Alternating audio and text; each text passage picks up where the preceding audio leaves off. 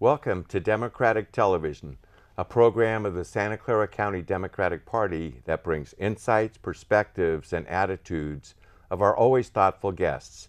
Today we're interviewing Dana Bainbridge, the founding director of Recovery Cafe San Jose. Dana, thanks for being on DTV. Thanks, Steve. It's great to be here. Cool. Well, we want to get to know Recovery Cafe. It sounds like a great organization. But before we do that, we want to get to know you a little bit.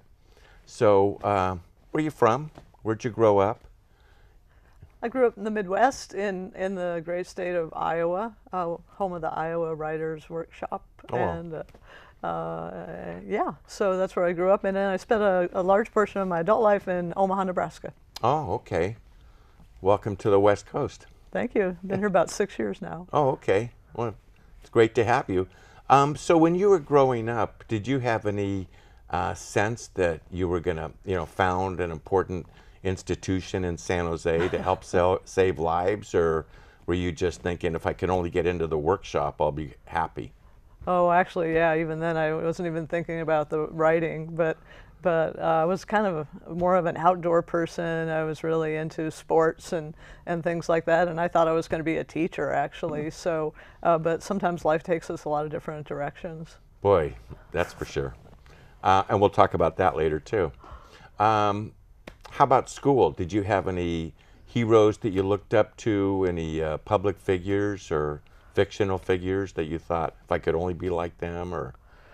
I think some of the local people were just more growing up, especially in college and all, just people who were mentors, friends, guiding people were more my heroes, actually, and continue to be, actually, people who have kind of ordinary lives but live very courageously and generously. So I've been lucky to have a lot of great mentors and people willing to pass on their wisdom to me, and I've been always kind of eager to learn. So, I don't know that I had particular, heroes in that sense. My heroes were regular people. So you just kind of paid attention to life. Yeah. Yeah. So you are a reverend, a minister. Tell us a little bit about, so you finished college and then you did something. Well, I grew up actually in a family who didn't care about any kind of spirituality or religion a whole lot. It just wasn't on the radar a lot, but it was on mine for some reason. It was sort of like I had this curiosity about spirituality and God, and yet I was not in a tradition or involved in a church that really allowed women to do a whole lot. So I didn't meet my first woman minister until I was in my mid-20s. I didn't even know they existed. Oh. And then I became one not long after that. Oh, really? So I just didn't know it was possible. And so I was fortunate, again, to have a lot of great clergy women I got to know who were really taking leadership in new ways in the church. So you were a pioneer, in a sense. You discovered a community that worked for you and sort of redefined what religion could be. Yeah. And well, I got some great mentors, like I said, other clergy women who were good friends and colleagues, and some men who were really progressive and really wanted to see women shine in the spiritual community and be free to use their gifts and talents in whatever way they wanted to. And so I went to seminary in Nashville, Tennessee, and got to live in community in a house there with a lot of people in my tradition, and was there I got to know Will Campbell and some other people who did some really progressive things in the South and Nashville during the civil rights movement and all, and so it was there that I really started, and in my years at the University of Notre Dame too, a lot of the Catholic social progressives had a huge impact on me in their teaching. Joan Chittister, Daniel Berrigan, and others, were just were there and speaking about issues, and there were a lot of things I'd never heard before, and they were fascinating to me. I was surprised I could be in my spiritual tradition so long and never hear the Bible and some of the stories in the way that I was now hearing them. So. So what did you do after school? It sounds like you became a minister, and how did you start ministering? Well, in the beginning, I was a chaplain, and I worked, and I see some of what, in the situation I work now, similarly in a way. I mean, dealing with like the hurting places in the world in a healthcare institution, with people with trauma and all kinds of difficult things they were facing, with crisis in health and all, and death and dying, and in that time, you know, just I think realizing the importance of having a spiritual foundation in those moments and having spiritual companions at times like that was really important. And so that's what I did for about 10 years. And then I got involved in as an associate pastor in a progressive Methodist church in Omaha that was really kind of shaking things up around the role of gay and lesbian people in the church, and ordination and marriage. So that congregation was a lot of fun. When you were going to school, it sounds like some of the work that you did in your role was sort of social work. It was helping people, link them up with spiritual services or whatever. Was that something that was taught, or did you learn on the fly, or how did that happen? Well, you know, as you're in it, you know, it's sort of like if you're interested in the whole person, it's hard, you know, it all becomes one. It's not like there's social work and then there's church, or there's the spiritual, and then there's the tangible needs. They're all interrelated. And so so when people are together and care for each other and know each other, you can't just ignore those things. Excellent. So at some point then you came out to sunny California and are landed in what, San Jose? Yeah.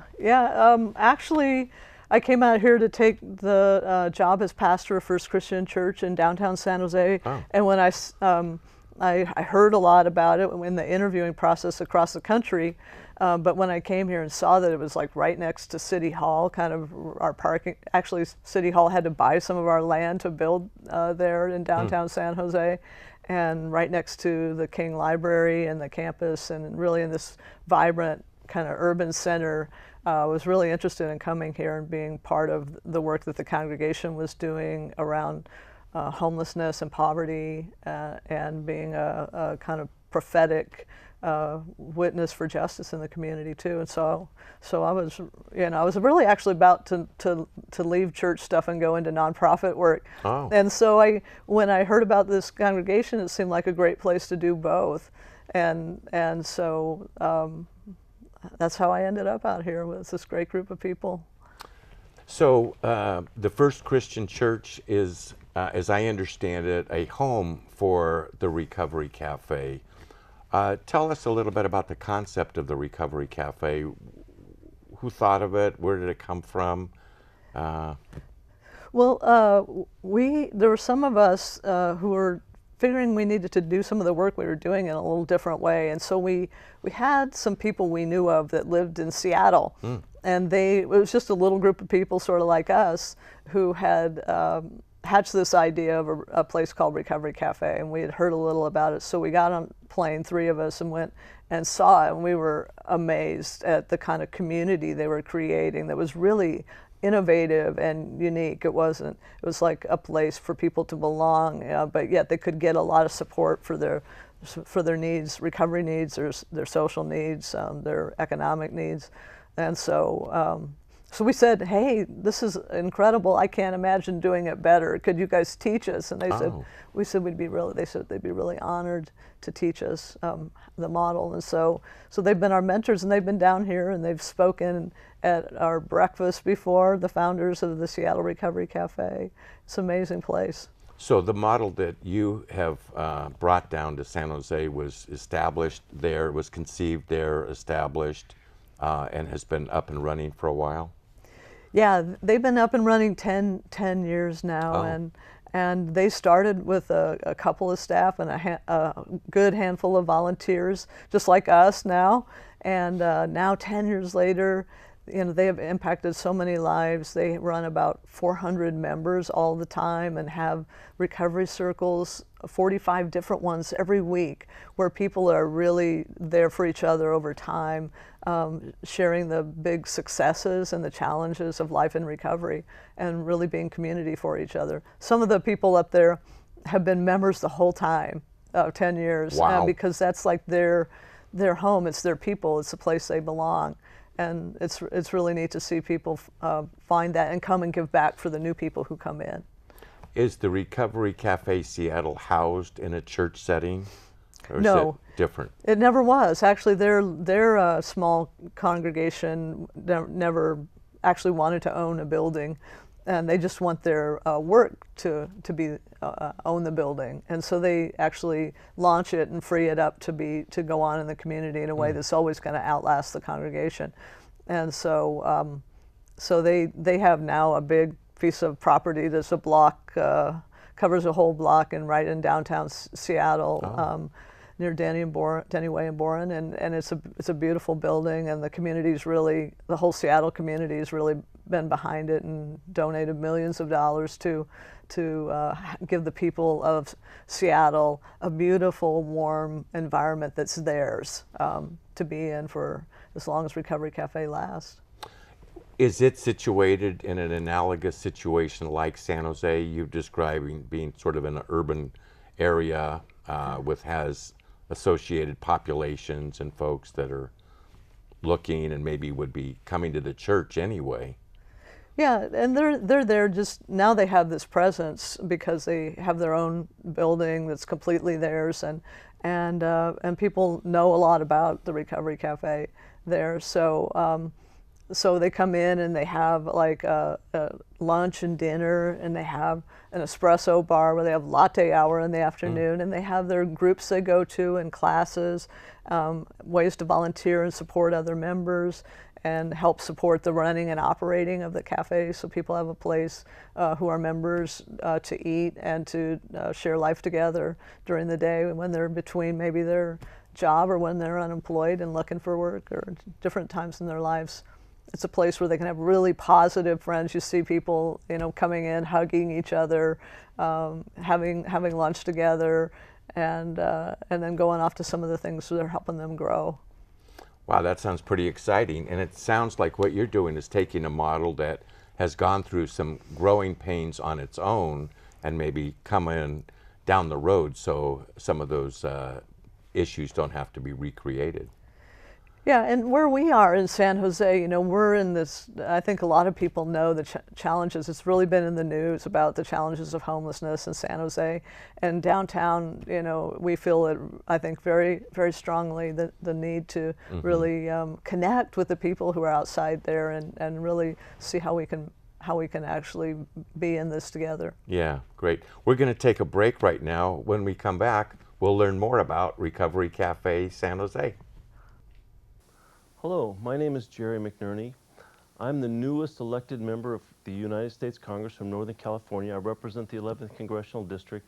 I got involved in politics because my son encouraged me to do so. I'd never thought about doing that before in my life.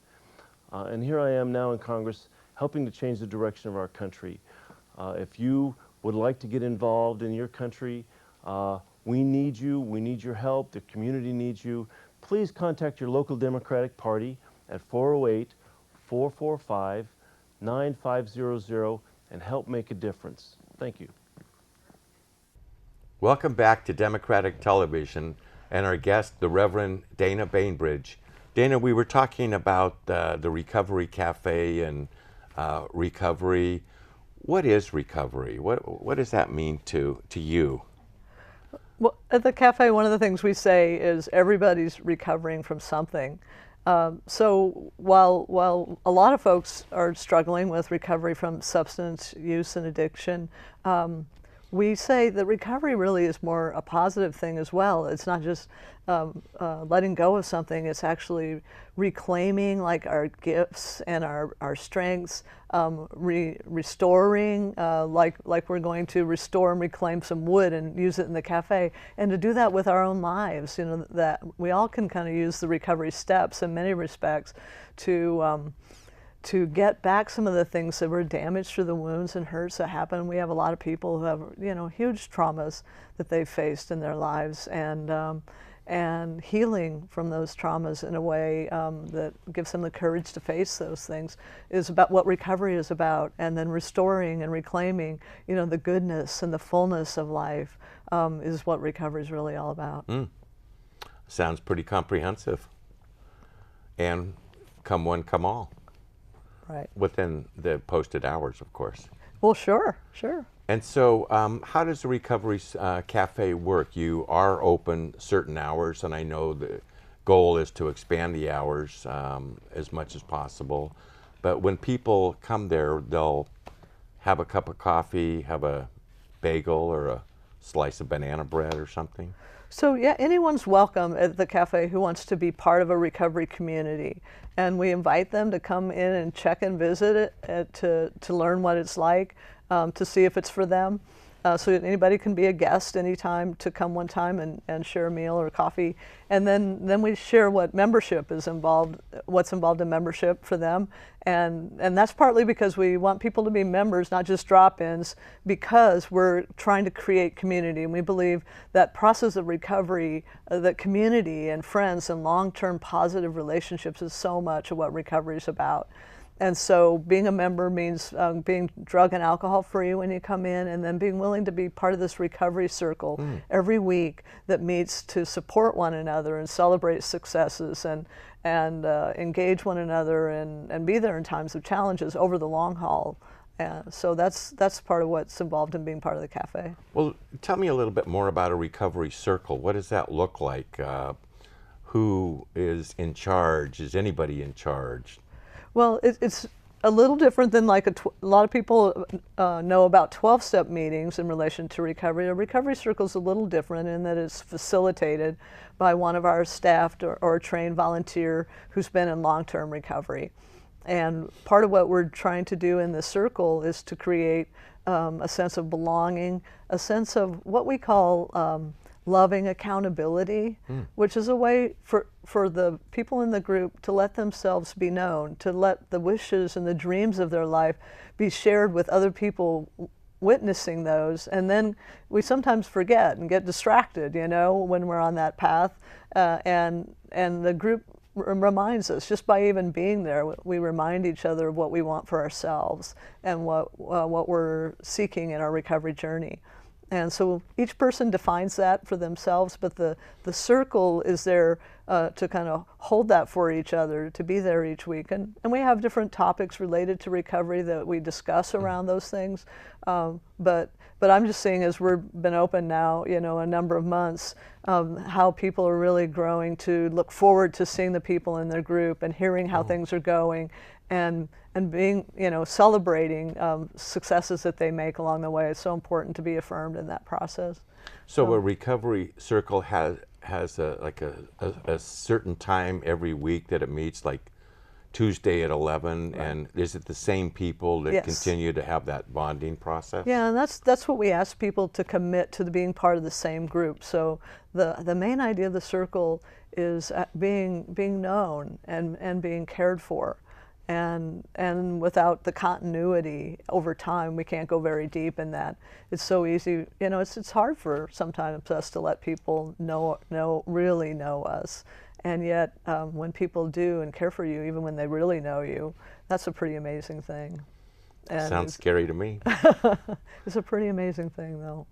How many circles do you have? How many of these meetings do you have every week? And how big are they? What's an average size? Right now we have 4 circles at the cafe. We've just been open a few months, and so we anticipate within another year that we'll have around 10 at different times, so that works out for people's schedules. And generally they vary a little bit, but they run from about 8 to 12 people. That's the ideal size of a recovery circle. And are people coming to the circle sort of from all walks of life, folks that are living on the street to people who may be leaving work to come to the circle, and yes, men, women? Yes. We have people in lots of different transitions. We work with a lot of people in reentry who are coming from incarceration, trying to get back on their feet in the community and trying to do that right away by getting on the right track right off the bat.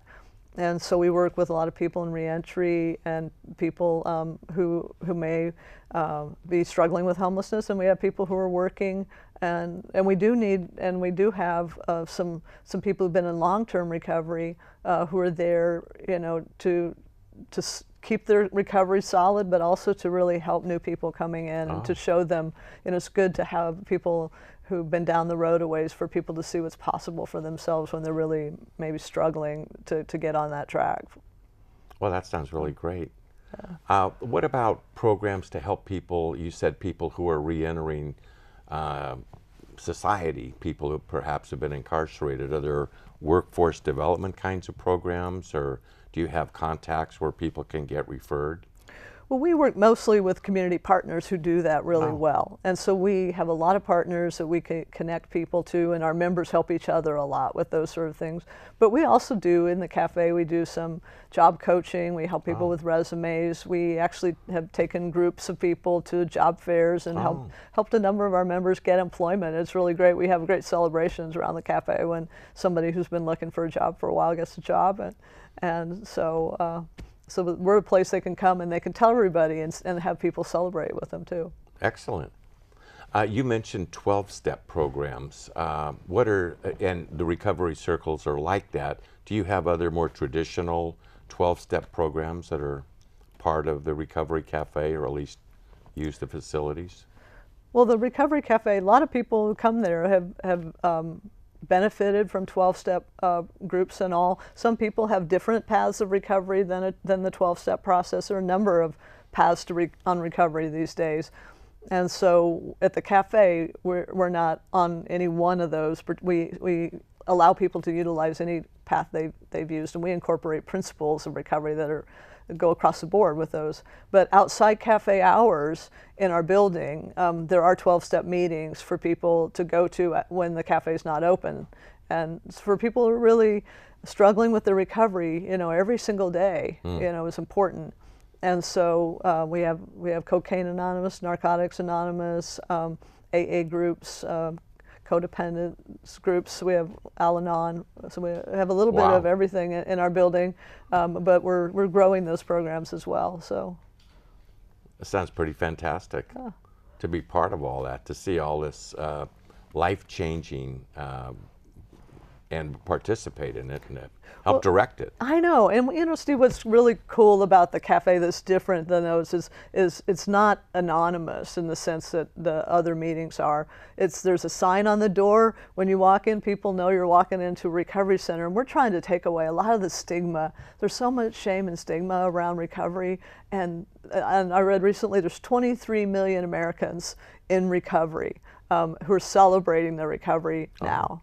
And the thing is, that's done a lot in very quietly and somewhat in secret, and it's something to be proud of. I think the people who've gone those journeys, and so we celebrate that, and we do it by sharing life, like by having open mic night, having fun together too. So we have a drug and alcohol-free environment on Saturday night once a month where people can share their talents and have fun together. We have a choir, a chorus that sings together, made up of, we call it the Closing the Gap chorus, because we're trying to bring people from the economic spectrum in the Silicon Valley together to sing and to make music together and to celebrate recovery. And so so those are the kind of fun things we do in the cafe. They're a lot different than a social service agency or a 12-step meeting, where we're just sharing life together and bringing the community together. Wow, this is living color. What kind of celebrations do you have to let the community know what you do? How do you let the business community or labor or others come and help and share your work? Well, we're working on some better ways to do that, and we hope to be having some coffees down the road once a month where people who just out in the community, our community partners and corporate people might want to be corporate sponsors or philanthropists can come. But we also have an annual breakfast that we do every year called the Closing the Gap Breakfast, where a lot of the community comes together. And we had a great breakfast this year where we honored Mike Fox Sr. and Mike Fox Jr. of Goodwill Industries and Mary Ellen Fox, the Fox family members, for being bridge builders in the community, to bringing all the resources and the support to bring people from the economic spectrum in the community together. And so we were really happy to honor the Fox family and to have 300 other people there with us at that breakfast to say that they are behind the vision of the Recovery Cafe San Jose. It was a great morning for us. I don't think you get a more committed family than the Fox family. Yeah. So it sounds like there's a lot of different things going on there. There's ways that people can get involved. Is there a way that people can contact Recovery Cafe to see what's going on and how they might fit in, whether they may have a family member or a friend who they may want to take there, or they can contribute? Sure. So if you go to the web, which most people do these days, I guess, and you look up at recoverycafesj.org, you can learn more about us there, find contact information and all, or you can call our phone number at 408-294-2963, and somebody can talk to you about whatever it is you'd like to know and get involved with. Anybody who wants to come for Recovery Community, we welcome you with open arms. But if you want to volunteer, donate, we also have lots of needs in those areas as well. What's your address? We're at 80 South 5th Street, right in downtown San Jose. So you're right near City Hall, right near San Jose State. Yep. Oh, cool. Well, thank you very much. This has been very enlightening. I appreciate your sharing your work with Recovery Cafe San Jose, Reverend Dana Bainbridge. Great stuff. Thanks, Steve. Good. Thanks for watching Democratic Television. Give us a call at 408-445-9500 or visit our website at sccdp.org and help make a difference like Dana Bainbridge. We'll see you on the campaign trail.